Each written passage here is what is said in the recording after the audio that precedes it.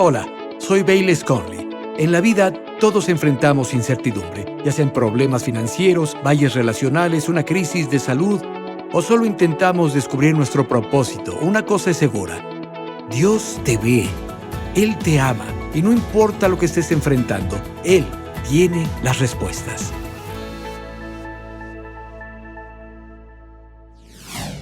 Hola amigo, ¿qué tal? Gracias por acompañarme. Si tienes una Biblia, tómala. Vamos a estudiar algunos versículos del libro de Filipenses capítulo 2. De hecho, pasaré unos minutos hablando de dos individuos. Hay algunas cosas entretejidas en sus historias que resultan intrigantes y reveladoras. Creo que esto te va a ayudar. Para que lo sepas, hay un Dios en el cielo que conoce tu nombre y te ama y quiere ayudarte. Tus luchas no son desconocidas para Dios y no es solo que Él lo sepa, se preocupa. No es solo que sepa y le preocupe, Él es capaz de ayudarte. Y no es solo que Él sepa, se preocupe y pueda ayudarte. Él desea ayudarte, es su voluntad ayudarte. Dios es bueno, la Biblia dice sus misericordias están sobre todas sus obras y la tierra está llena de la bondad del Señor. La Biblia dice, quien clame en el nombre del Señor no será decepcionado. Escucha, oro para que los ojos de tu entendimiento se iluminen con la palabra de Dios que leeré hoy y al hecho de que la presencia de Dios está contigo. Tú le importas a Dios. Bueno, en Filipenses capítulo 2, Pablo fundó la iglesia en la ciudad de Filipos y les está escribiendo. Quiere saber qué pasa, va a enviar a Timoteo con ellos. Timoteo era uno de sus hijos en la fe. Y en el versículo 19 dijo, espero en el Señor Jesús enviarles a Timoteo para que yo también me anime a saber de su estado. Es decir, voy a averiguarlo por Timoteo. No podía tomar el teléfono y llamarlos, no podía enviarles un email para saber qué sucedía. Tenían que enviar una carta y esperar la respuesta o enviar a un ser humano, que es lo que él hace. Y su estado, de hecho, que se menciona en el primer capítulo, que estaban bajo una severa persecución por su fe en Cristo, estaban siendo confrontados por sus adversarios, pero Pablo quería saber los detalles, saber si se mantenían firmes, si se aferraban con fuerza a la palabra de vida. Va a enviar a Timoteo por esa razón. Pero luego dijo esto en el siguiente versículo, pues ninguno tengo del mismo ánimo y que tan sinceramente se interese por ustedes. Entonces, Timoteo va a informarme sobre su estado, sobre lo que les sucede, pero también va a cuidarlos en su estado, va a ministrarles. Pablo lo envía a buscar información para escuchar las noticias, sean buenas o malas, pero también envía a Timoteo para ayudarlos. Luego dice en los siguientes versículos, porque todos buscan lo suyo, no lo que es de Cristo Jesús, pero ya conocen, porque Timoteo ya había estado allá en Filipos antes, pero ya conocen los méritos de él, que como hijo a padre ha servido conmigo en el Evangelio. Así que a este espero enviarles, luego que yo vea cómo van mis asuntos. Pero confío en el Señor, que yo también iré pronto a ustedes. Es interesante, dijo Pablo, confío en el Señor, en que yo también iré pronto. En el versículo 19, confío en el Señor Jesús para enviarles a Timoteo pronto.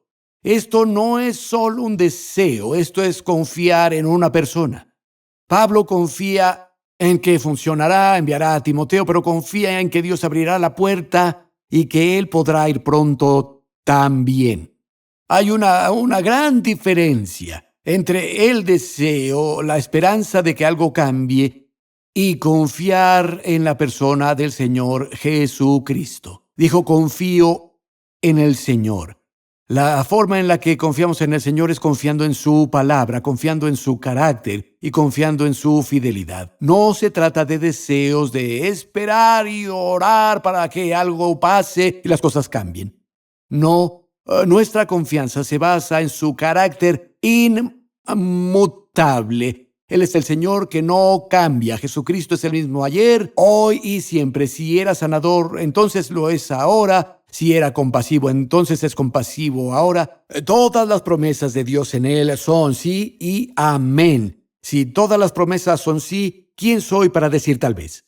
¿Quién soy para decir no? No, todas las promesas en Él son sí y anclo mi confianza en su palabra inmutable y en su carácter inmutable, lo que Pablo estaba haciendo. Habla de enviar a Timoteo, su propio hijo en la fe. Ahora cambia y habla de otro, alguien que los filipenses le enviaron a él mientras estaba en la cárcel. Este hombre se llama Epafrodito. Dijo en el versículo 25, mas tuve por necesario enviarles a Epafrodito, mi hermano y colaborador y compañero de milicia, su mensajero y ministrador de mis necesidades. La palabra mensajero es la palabra griega para apóstol. Él es su apóstol. Apóstol significa un enviado. Si lees en el capítulo 4, creo que es el versículo 18, la iglesia de Filipos había enviado a Epafrodito con un regalo económico para ayudar a Pablo en su momento de necesidad. Lo llamó un sacrificio aceptable, agradable a Dios. Pablo dijo, tengo todo lo que necesito. Gracias a lo que enviaron. Es interesante que entonces también dijo, y mi Dios suplirá todas sus necesidades según sus riquezas en gloria por Cristo Jesús. No podemos sacar eso de su contexto.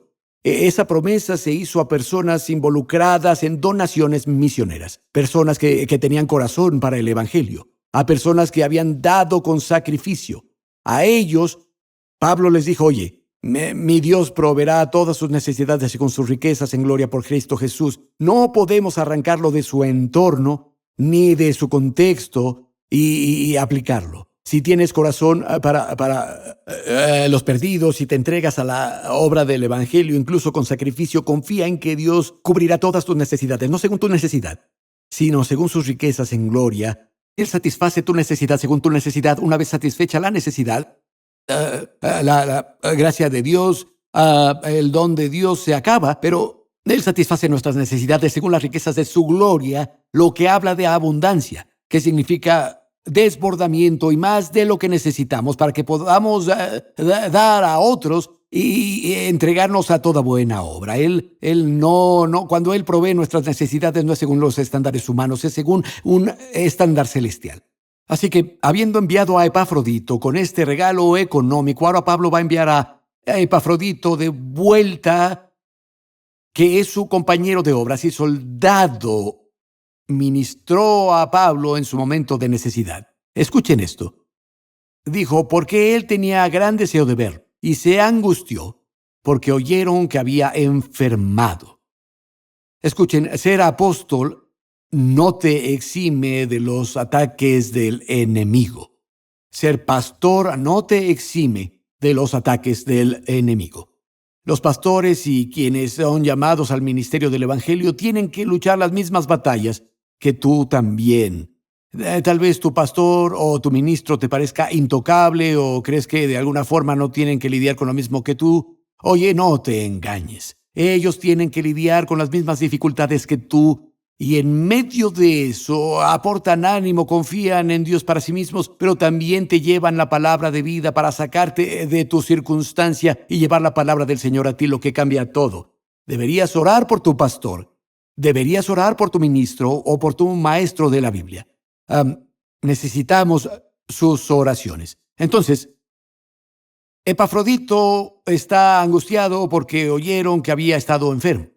Pablo dice esto en el versículo 27, pues en verdad estuvo enfermo, a punto de morir. Pero Dios tuvo misericordia de él. Y no solamente de él, también de mí, para que yo no tuviese tristeza sobre tristeza.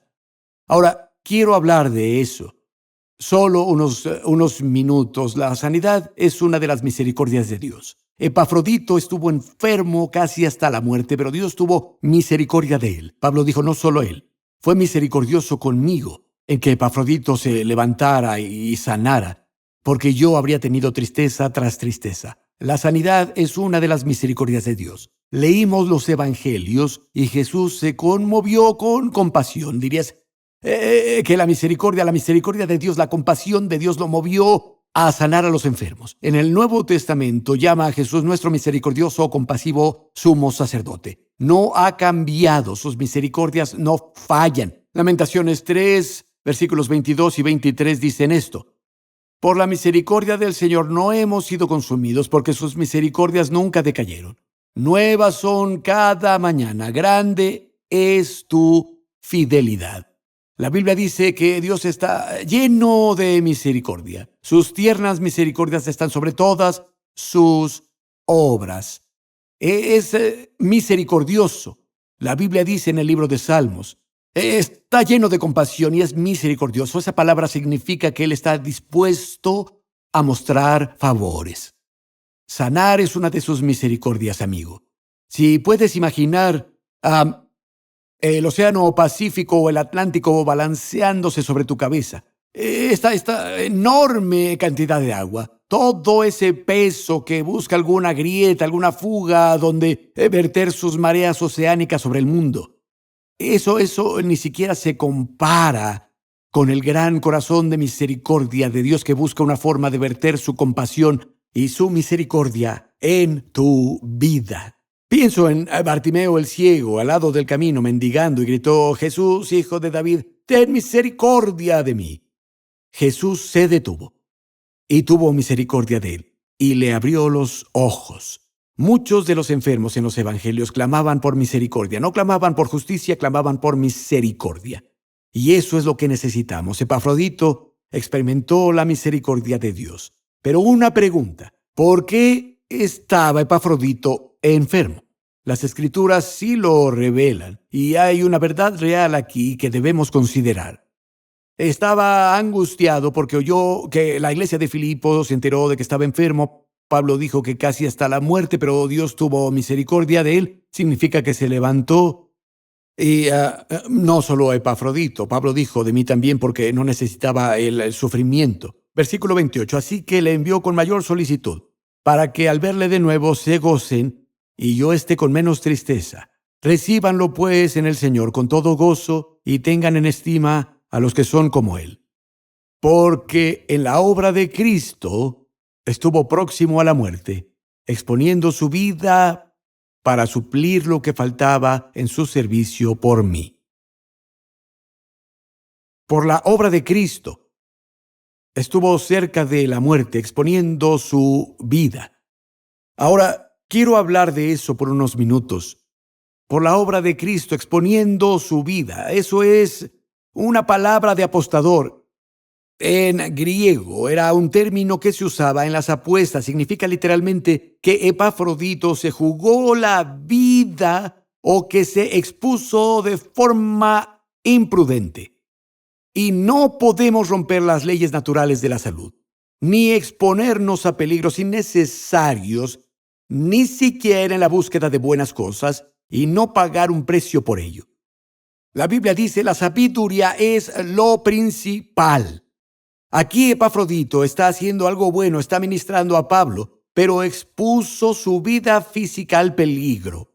Trabajó sin duda hasta agotarse, apostó su propia vida y pagó un precio. Fue solo la misericordia de Dios sobre su necesidad y también la misericordia al traer sanidad a él, lo que lo levantó. He descubierto a lo largo de los años que Dios me permite programarme hasta el agotamiento. Solía hacer eso en años pasados. No decía que no a muchas cosas, pero decía que sí a muchas más cosas de las que debería. A veces en alguno de mis viajes de predicación acababa predicando como 18 o 19 veces en cuestión de una semana en numerosas ciudades. Recuerdo una vez que volví de un viaje por Europa y por unos 9 días seguidos, promediados, lo máximo que dormí eran 3 horas por noche. Ahora, permití que alguien más programara ese viaje y hablé con ellos sobre eso, pero recuerdo que subí al avión y antes de que despegara, creo que era el aeropuerto de Frankfurt en Alemania, antes de que despegara me quedé dormido. Y no desperté hasta 12 horas o lo que durara el vuelo, 12 horas y media, algo así. Y cuando desperté había una azafata al lado con los brazos cruzados y dijo, ¿tomas drogas antes de salir? Dije, no, por supuesto que no. Ella dijo, ¿cómo rayos dormiste durante todo esto? Le dije, ¿qué es todo esto? Ella dijo, llevo volando 25 años y este es el peor vuelo en el que he estado. Y la gente gritaba, pensamos que el avión se iba a romper, estábamos en el clima más turbulento que he tenido en un cuarto de siglo volando. Te miré y estuviste dormido todo esto. Le dije, bueno, solo estaba cansado. Y así era, pero ingenuamente permití que alguien me programara hasta el agotamiento y casi me mata. Pero solía decir sí a muchas cosas y hacer muchos viajes, hacía 6 viajes internacionales al año. Y tal vez no parezca mucho, pero en ese tiempo también predicaba 7 veces cada fin de semana, 2 los sábados y 5 los domingos, además de los miércoles. Y a veces me subía a un avión y de hecho esperaba los vuelos al extranjero porque podía dormir en el avión. Eso era muy tonto. Era joven y fuerte y sentí que era invencible, pero era más como Epafrodito, apostando de más con mi vida y haciendo cosas que no debía hacer. Dios tuvo misericordia de mi imprudencia. Y sé que hay personas viéndome ahora, pero hago esto por el Señor y prefiero quemarme que oxidarme. Bueno, suena muy lindo, pero no tienes que hacer ninguno. Si no tomas un descanso cada semana, deberías, porque te alcanzará. Incluso Dios descansó un día y no lo necesitaba. Lo hizo como ejemplo. Para nosotros debes cuidar tu cuerpo físico y ejercer también la sabiduría. Digamos que te llamas John y te programas hasta el agotamiento, trabajas más de lo que deberías, no descansas bien, no comes bien y tu salud se quebranta. Lo has hecho por buenas razones y dices, Dios, ¿por qué? Dios dice, John, ¿por qué? Necesitas misericordia, amigo, y hay personas que me escuchan ahora, necesitas cambiar tus hábitos. Tienes que dejar de organizarte demasiado y necesitas reservar tiempo solo para descansar. Para que descanses y empezar a comer bien, porque la única vela que se debe quemar por ambos extremos es la de la bondad. Pero si quemas la vela por ambos lados, te vas a consumir, afectará tu salud, te afectará en tus emociones. Y gracias a Dios tuvo misericordia de Epafrodito. Creo que Él tendrá misericordia de ti si clamas por misericordia, pero tienes que cuidarte primero. Leemos la historia de Elías en las Escrituras. Qué hombre de Dios era. Cuando él oró, los cielos se cerraron, no llovió durante 3 años y medio. Tuvo un enfrentamiento con el rey Acab y todos los profetas de Baal en la cima del Monte Carmelo. Y entonces Elías subió hasta la cima del Monte Carmelo, subió hasta ahí y luego les dijo esto a 400 profetas, bueno, vamos a enfrentarnos, predicó a todo Israel ahí arriba y si no crees que predicar es cansado, nunca lo has hecho. Predica a todos, ok, hagan un altar, haré un altar, clamen a Baal y yo clamaré al Señor Dios, el Dios que responda con fuego, a Él serviremos. Y dijeron, bueno, suena justo. Entonces los profetas de Baal tienen su altar, masacran a su toro y lo ponen en el altar y claman por horas y horas, se están cortando con lanzas y todo el tiempo Elías se burla de ellos diciendo, griten más fuerte. Tal vez su Dios no oye bien, tal vez fue al baño, tal vez está de vacaciones y se burla y dice, bueno, me toca. Y él mismo arrastra estas piedras enormes y construye un altar sin más ayuda. Luego corta toda la madera por sí solo, cava una zanja alrededor del altar por sí solo. Sube el toro y lo pone allí y luego llena la zanja de agua. Debió estar agotado. Y clamó a Dios y Dios respondió con fuego. Todos dijeron, no, es el Señor Dios, es el Señor Dios. Y un avivamiento nacional pasó ahí. Lo que hizo fue, toma a los 400 profetas de Baal. Vamos a llevarlos al arroyo Sison. Marchan hasta el arroyo y él solo mata a los 400. Debió de estar exhausto. Y luego volvió y tuvo una reunión de oración. Empezó a orar y le dijo a su sirviente: ve a mirar el horizonte, ora y vuelve a orar. Luego el chico vuelve y dice: bueno, hay una nube del tamaño de una mano. Él dijo: ve y dile al rey que vaya a su palacio de verano en Jezreel porque la tormenta ya viene. Y luego Elías se envuelve y corre más rápido que la carreta del rey hasta Jezreel. Si no me equivoco, son 30 millas o 40 kilómetros o algo así, y corre. Luego llega y recibe noticias de Jezabel, la esposa de Acab: te voy a arrancar la cabeza. Él corrió hacia el desierto a un par de días de viaje, dejó a su sirviente, avanzó otro día en el desierto, se sentó bajo un enebro y oró. Oró para morir y dijo: Dios, quítame la vida. Soy el único que sigue sirviéndote. El chico es un suicida. No es de extrañar que esté agotado emocional y espiritualmente y físicamente. Pero igual que Epafrodito, está haciendo algo bueno. Hace la obra del Señor, pero no tenía que hacerlo todo él solo. Elías era un chico de hazlo tú mismo. Él lo hizo todo solo y le dice a Dios: Dios, mátame. Dios dijo: escucha, amiguito, tengo 7,000 más que no se han arrodillado ante Baal. No eres el único. Y un ángel se le apareció. Se acuesta y duerme, aparece un ángel, le da agua, hace tortas que hornea en las brasas y le da comida.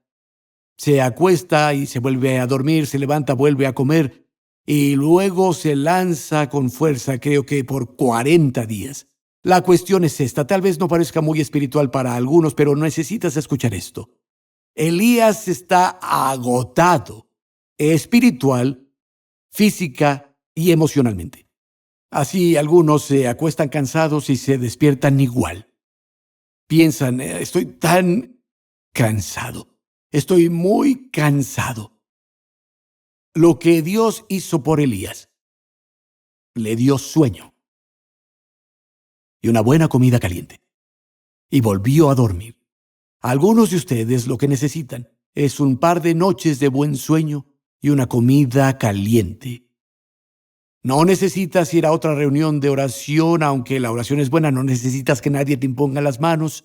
Solo tienes que empezar a cuidar de tu propio cuerpo físico y usar la sabiduría.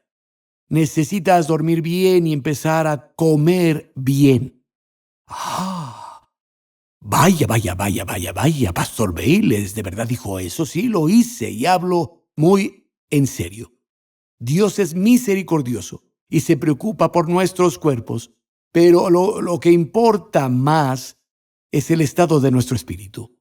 Y si me estás viendo ahora y tal vez encajas en esta categoría, has estado apostando con tu vida o lo que pudiera ser, pero es importante que tu cuerpo sea para el Señor. De hecho, la Biblia dice que el cuerpo es para el Señor y el Señor para el cuerpo. Dios cuida tu cuerpo, te quiere bien, es su templo.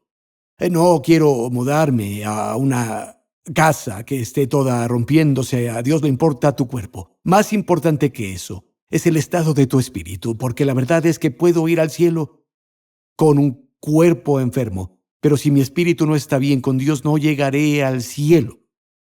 Jesús dijo: debes nacer de nuevo. Lo que nace del Espíritu es espíritu. Lo que nace del Espíritu Santo es el espíritu humano. Eres un ser espiritual. Pasarás la eternidad en algún lugar. Cuando dejes tu cuerpo en la muerte, no dejas de existir, solo saldrás de tu cuerpo e irás a algún sitio, o pasarás una eternidad con Dios en el cielo, o caerás en un lugar llamado infierno. No hay otras opciones. Y tú no tienes otras opciones. Tienes el poder de elegir ahora. Mientras vivas en ese cuerpo de carne y hueso, puedes decir sí a Dios o puedes decir no a Dios. Pero cuando dejas tu cuerpo en la muerte, tu poder de elección desaparece para siempre. No puedes decir: Dios, cambié de opinión, será muy tarde.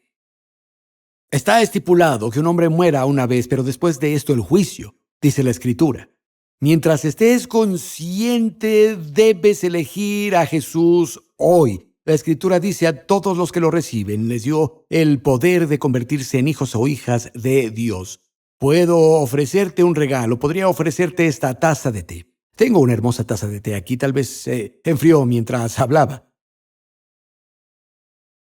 Está tibia, pero es una hermosa taza de té. podría ofrecerte esta taza de té.